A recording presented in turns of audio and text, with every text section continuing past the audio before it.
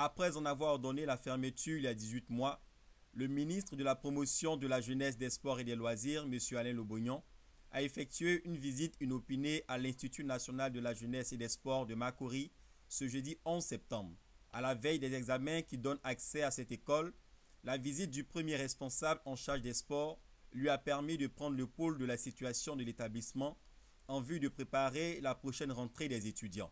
Cette action du ministre Lobognon s'inscrit dans le cadre de la politique de réhabilitation des infrastructures sportives afin de préparer la Côte d'Ivoire à renouer avec les grandes compétitions internationales telles que les Jeux de la francophonie 2017 et les CAN 2019 ou 2021. De la piste d'athlétisme au site de canoë-kayak en passant par le triple saut et le saut en hauteur, rien n'a échappé à la vigilance du ministre qui aussitôt a instruit les responsables de l'Institut national de la jeunesse et des sports de prendre les mesures qu'il faut afin de permettre à cet établissement international de retrouver sa lueur d'antan. Aussi a-t-il recommandé à ses collaborateurs une gestion fluide des examens et concours d'entrée à l'INJS. C'est nous qui, il y a plus de 18 mois, avons pris la décision de suspendre l'organisation du concours.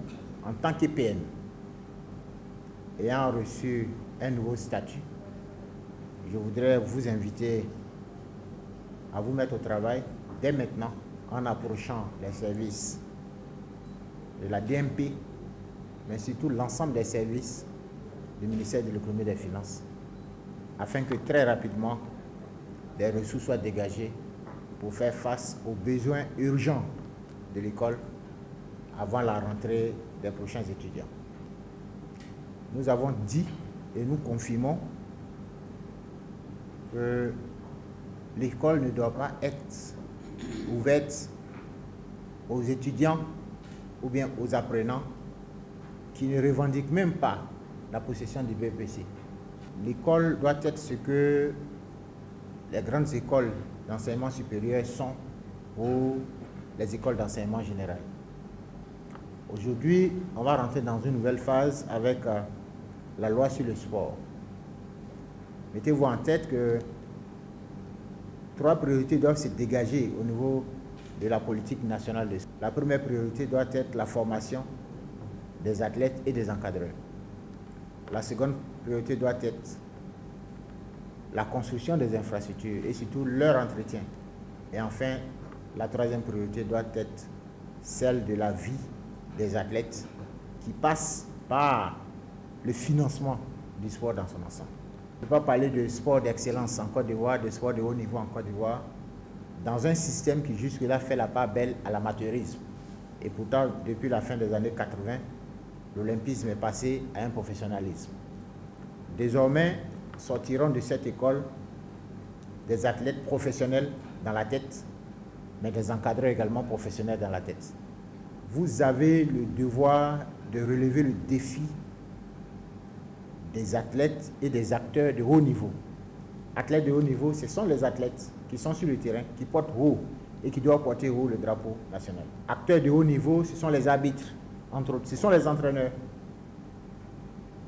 La Côte d'Ivoire doit aller de l'avant avec une nouvelle génération d'athlètes qui sortiront de cette école. L'INJS doit se payer le luxe désormais de faire revenir en Côte d'Ivoire les meilleurs formateurs en athlétisme. C'est pourquoi en 2014, le concours fait une part belle aux athlètes. Vous devez former des champions. Former des champions en athlétisme suppose qu'on ait les infrastructures.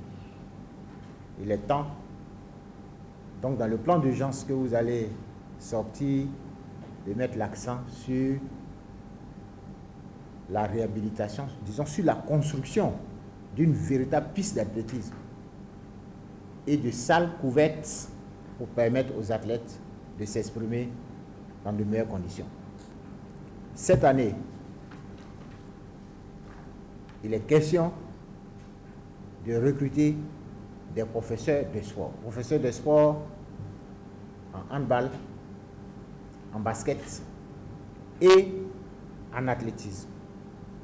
Je souhaite que plus de 75% de ces futurs professeurs de hand, basket et athlétisme soient des athlètes de très haut niveau qui sortent de notre école. Vous avez donc la lourde responsabilité de conduire ce concours avec professionnalisme, mais surtout sans tentative de fraude. Vous êtes des enseignants, mettez tout en œuvre pour que ce concours soit un succès. La référence que je donne, c'est le tableau des médailles mondiales que la Côte d'Ivoire a remporté depuis 1960. En 54 ans d'indépendance, la Côte d'Ivoire a 3 médailles d'argent en athlétisme, médailles obtenues par 2 athlètes formés aux États-Unis, médailles obtenues par des athlètes jamais formés en Côte d'Ivoire. En 54 ans d'indépendance, la Côte d'Ivoire a 2 médailles d'argent et 1 médaille de bronze en taekwondo. Il est temps pour vous de vous dire qu'il faut une médaille d'or à la Côte d'Ivoire aux prochains Jeux olympiques. Et c'est pourquoi nous avons demandé à la direction des sports de haut niveau du ministère de rentrer en contact avec la directrice du Centre national des sports de haut niveau afin que les futurs athlètes qui iront aux Jeux olympiques à partir de l'aéroport international Félix Houphouët-Boigny fassent leurs preuves ici, au sein de l'INGS, qu'ils se préparent ici. À côté de cela, vous avez, dans le cadre de la coopération avec les pays tiers, l'Espagne qui met à notre disposition des instructeurs au niveau du handball et basket. Il est temps donc de mettre en place le lien pour que très vite ils vous rejoignent.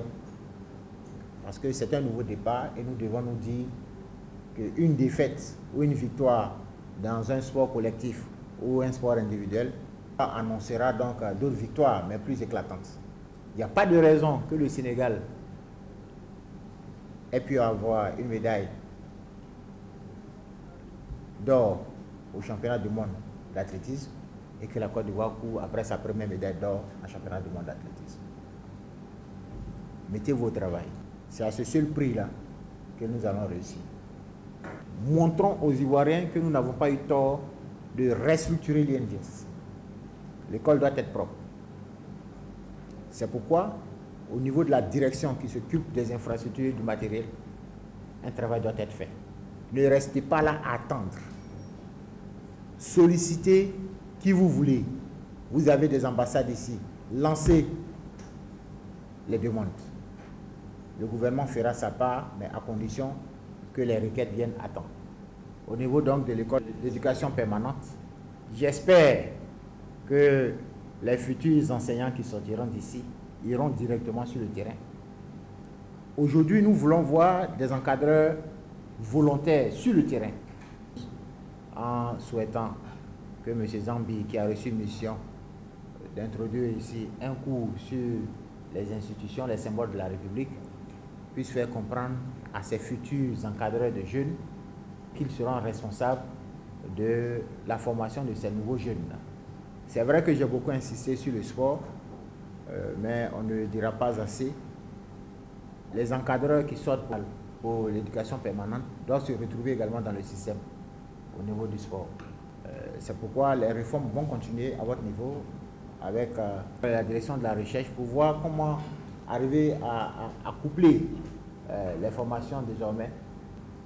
Aujourd'hui, tout le monde est heureux de savoir qu'on peut chanter l'hymne national sans la fanfare qui accompagne, parce que c'est de cela qu'il est question. Vous avez la tâche de réactualiser les programmes, puisque la formation de 71 est différente de celle que les étudiants doivent recevoir en 2014. Depuis que nous sommes à la tête de cette institution. Merci et puis bonne chance à vous.